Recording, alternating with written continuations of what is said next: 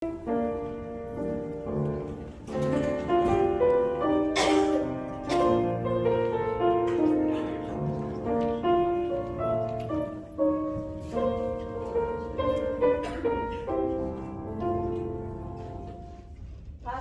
patron, I have the honor to present Honored Lady Carolyn Manry, who has been elected as conductress, and Honored Lady Lempa Fernandez as associate conductress for the ensuing term.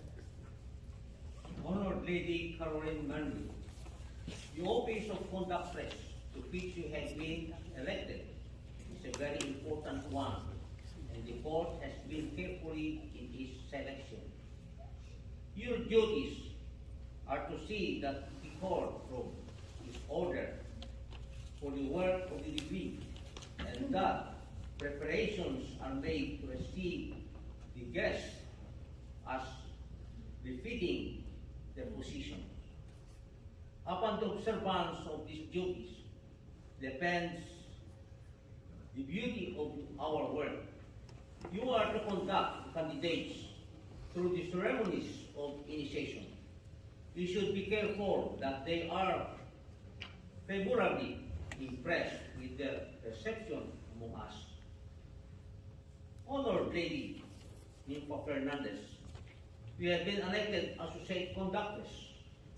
To you is assigned the duty of preparing the candidates for their first entrance into the courtroom. Be very careful in your work so that the first impressions are lasting and for good. Be courteous to all, and a good example is discipline. Give the conductress your hearty cooperation, remembering that upon you both devolve the first duties to initiate.